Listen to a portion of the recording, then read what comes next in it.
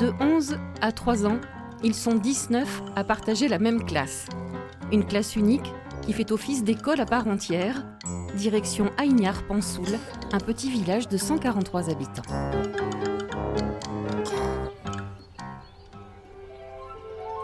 Au lever du jour, la campagne dévoile ses 26 exploitations agricoles, presque toutes dédiées à l'élevage de brebis.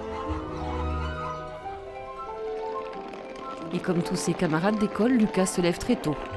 Parce que j'ai envie de jouer avec mes copains pour jouer à balle américaine. Il se donne rendez-vous une demi-heure avant la classe. Après la balle américaine, ou le taureau, une sorte de balle aux prisonniers où tout le monde joue et observe, la maîtresse a déjà tout préparé. Chaussons ou espadrilles aux pieds, chaque élève retrouve sa place de la maternelle jusqu'au CM2. Je l'ai lu une fois. Avant le décollage, l'avion fait chauffer les réacteurs. Pendant la dictée pour les plus grands, les CE2 entament une compréhension de texte. Le CV du code 3002.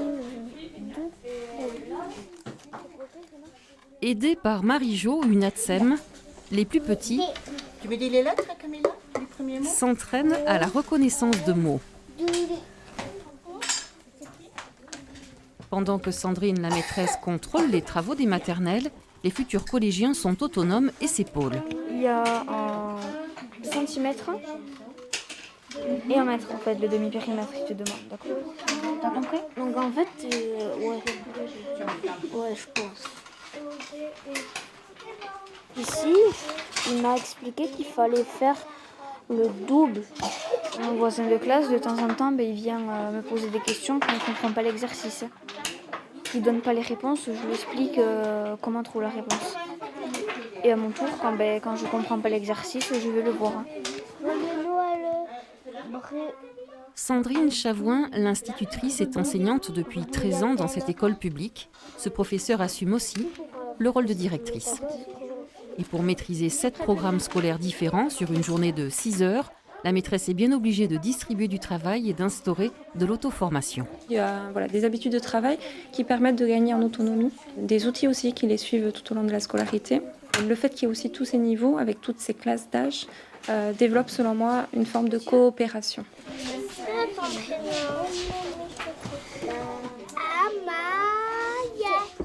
Il y a une grosse charge de travail du fait du multiniveau. En préparation, c'est énorme. Alors moi, je tiens et j'apprécie dans la mesure où une journée de classe ici, c'est quand même beaucoup de bonheur partagé avec les élèves et ça compense. À la récré, comme tous les enfants, ils jouent. Mais ici, c'est toujours ensemble, comme une grande fratrie. Le chahut, la moquerie ou les conflits ne semblent pas exister, une organisation imposée pour que ça puisse fonctionner. On est habitué parce que sinon maîtresse elle ne peut pas entendre les autres personnes et on doit respecter la loi. Ouais, on doit respecter les règles de notre maîtresse. Pour les activités sportives, les plus grands aménagent le stade dans la cour. Même si le fronton du village est parfois utilisé, les sections de maternelle pratiquent aussi leurs exercices de motricité. Je passe dessous le banc. Comme une seconde maîtresse, Marie-Jo est très sollicitée. Elle contribue aussi à ce que ses enfants grandissent ensemble. Et pour rien au monde, elle ne changerait de métier.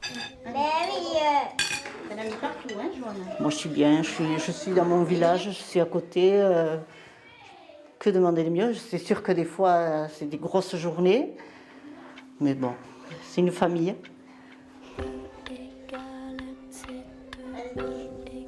Une famille, disons, nombreuse, où l'on doit accepter un câlin pour ceux qui ont du mal à faire la sieste, jusqu'à retrouver ses préparations d'anglais sur ordinateur. Cette gestion très calibrée, où l'on adapte les matières en fonction du rythme de l'enfant, ne peut s'organiser totalement sans l'aide de quelques outils pédagogiques. Thank you. Merci. Thank you. Par exemple, aujourd'hui on doit faire l'anglais. Je vais vous montrer. Donc là il y a le scan. Voilà, ça c'est l'anglais, ça a scanné. On met ouvrir le navigateur. Et là il y a toutes les vidéos qu'elle a préparées qui vont venir pour l'anglais. Sister. Tous ici semblent tirer avantage de cette classe à multiniveau, à commencer par les 11 familles de parents qui se sont mobilisées pour son maintien. J'ai été donc dans cette école pendant toute ma période scolaire ici. Et en fait, j'avais mes frères et tout ça qui étaient là. Et en fait, on est tenté tout le temps à vouloir écouter les grands, à savoir toujours plus que les autres. Et c'est un plaisir, oui. Moi, je pense que c'est une bonne chose pour les enfants. Et en plus, au niveau résultat, il y a un accompagnement, c'est quasiment du 1 pour 1, quoi. Et puis, c'est une école atypique. On a les brebis qui passent, le ballon qui tombe sur la vache du voisin. Il n'y en a pas deux comme ça. En pleine zone de montagne, les hivers ici sont parfois rigoureux et les fermes éparpillées. Le maire, en poste depuis 38 ans, s'est toujours battu pour conserver son école fédératrice. Quand les enfants arrivent à 3 ans à l'école, ils ont des souvenirs. Et après, pour plus tard, ça va faire des hommes et des femmes qui essaieront de faire vivre ce village. Menacée de fermeture depuis 1986, l'école publique d'Aignarp a vu défiler des générations d'enfants qui ont grandi dans la même classe. Là, vous êtes tous là.